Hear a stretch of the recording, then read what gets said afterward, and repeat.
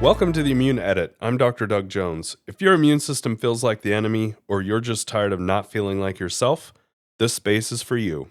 Hi, welcome back. It's exciting to have you a part of another episode with us.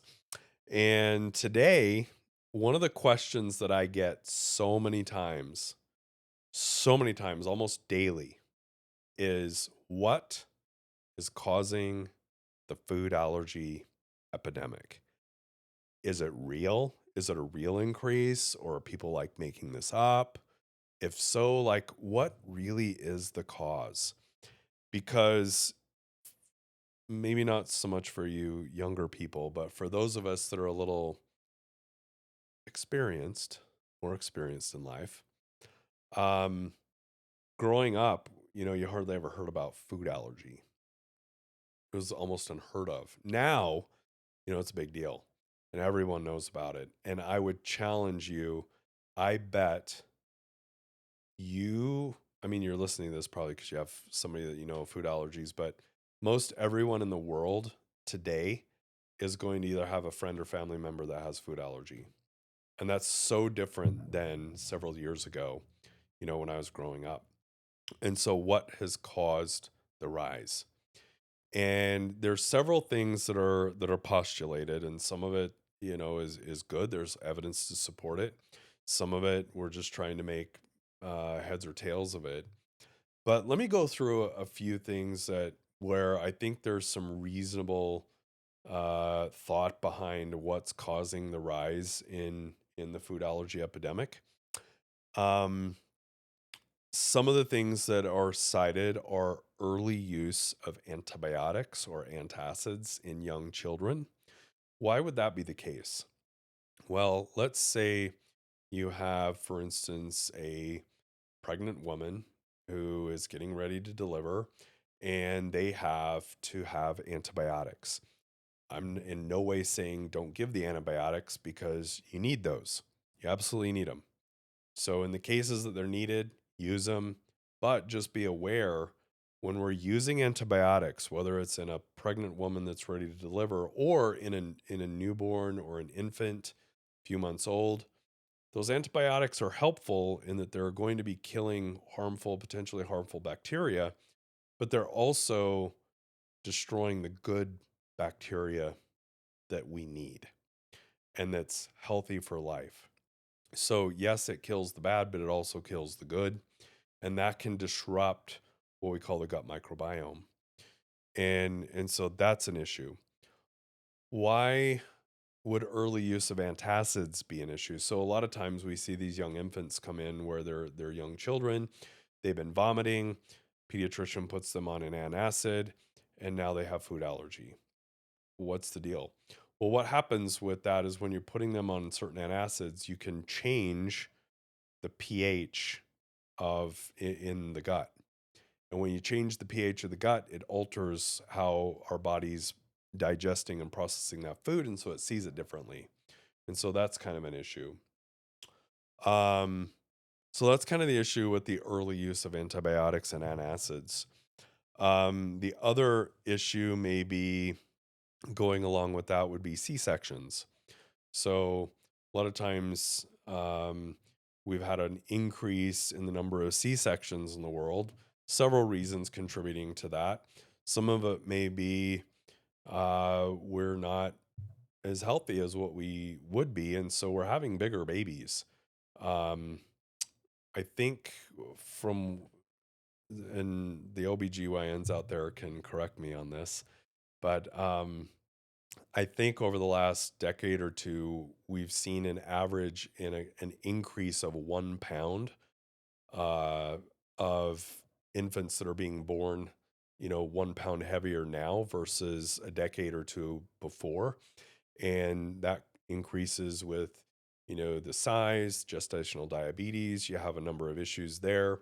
And so we see this increase in C-sections. Well, why does that play a role in food allergy? So when you bypass the vaginal canal and the baby is not seeing the flora that are there and it's bypassed through a C-section, what happens is that infant, their gut microbiome, the flora resembles more of that of skin than it does what the normal natural gut maturation should be in that infant. Well, when that's altered and when it resembles more the skin than it should normal gut, and that maturation is affected, then that alters how the body again is seeing and digesting some of these proteins early on, which can make them more sensitive, more susceptible to developing food allergy. So that's kind of where the C-section issue comes into play. Again, if you need one, you have to have it. That's a fact of life. But just know it may put you at risk. And if that happens, you may want to consult with your allergist right away to get some recommendations on how we may alleviate or mitigate that risk. Probiotics may be in order depending on your baby's situation. But again, not medical advice here, but talk to your doctor about those kinds of things. The other thing would be for generations. We as a medical community were giving bad advice to uh, parents unknowingly. It was something that we were unaware of, but the natural idea was to delay introduction of highly allergenic foods to infants. Peanuts, milk, eggs, tree nuts, those kinds of things were being delayed in terms of their introduction into infants. And there was a landmark study a decade ago now called the LEAP study that completely put this head over heels and taught us that we needed to change as a medical community what we were recommending. And that was, instead of a delay in introduction of foods, we needed an early introduction of foods into these infants. And by and large, as long as these infants didn't have, severe eczema or family history of like egg allergy or things like that put them at risk, we need to get these foods into the infants at an early age, like starting at 4 months old. We should be introducing a lot of these allergenic foods. When we do so, the data is very, very clear that that can prevent food allergy. So it's actually taken almost a decade for a lot of these recommendations to be embraced and implemented within pediatricians and allergists. But I'm very happy to hear of those pediatricians or of those doctors that are actually doing this early introduction of foods, because it can really change the dynamic and the risk for that infant in developing food allergies. So that's a really important aspect. One last thing that I'll comment on in terms of um, reasons or potential reasons for food allergy would be vitamin D deficiency. Vitamin D deficiency in the pregnant mom, and also vitamin D deficiency in the infant. So when we're vitamin D deficient, that puts us a certain risk for inflammatory disorders, conditions, and can make the body more reactive in general. So that's one that's actually quite easily correctable.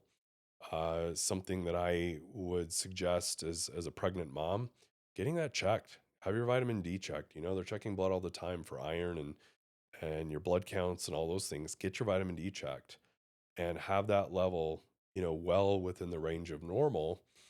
Um, Not only in the pregnant mom, but also, if there's issues with the infant early on, that's something that you may want to think about, is that vitamin D deficiency. What do all of these have in common? We list all of them separately. We list C-sections. We list uh, early introduction of foods. We list antibiotics, antacids, vitamin D, all of those things. What do they all have in common? The common thread is the microbiome or the gut maturation of the infant. That to me is really the key issue, is what is the infant's gut like? Um, has there been something that's disrupted the microbiome in that child? Because that is kind of the key issue as to whether that infant may be developing a normal tolerance response to foods or overly sensitive and potentially allergic to those foods. So pay attention to those things. And that's one of the things that we do in our clinic is I'm constantly evaluating people for inflammation, gut health, um, talking about what some of those risks may be. How can we alleviate that? And I think if there's one potential edit or immune edit that you can make today is paying attention to that gut microbiome in you and also your infant. If you have questions on this, please leave comments below. Would be happy to talk with you about this because it is such an important issue in looking at the person as a whole, not just as a food allergy. So let's make that edit where we're focusing on some of that gut health, some of those healthier lifestyles that we may be able to incorporate in our lives, and also passing on to our children. Oftentimes the children are just learning the habits of the parents. And so I put it on to the parents to live that healthier lifestyle, make those one or two changes progressively in your own life so that your children are kind of learning those healthy habits along the way too. So that's the immune edit for this week. Looking forward to seeing you again. Thank you so much again for tuning in. We'll see you next time on The Immune Edit. This show is separate from my clinical practice at Global Allergy Immune Network. This show represents my opinions and my guests' opinions. Neither myself nor the show endorses the views or statements of my guests. This show is for educational purposes only and is not a substitute for professional care by a doctor or other qualified medical professional. This show is provided with the understanding that it does not constitute medical or other professional advice or services. If you're looking for help in your journey, please seek out a qualified medical practitioner. It's important to have someone in your corner who is a trained and licensed healthcare practitioner who can help you make changes, especially when it comes to your health.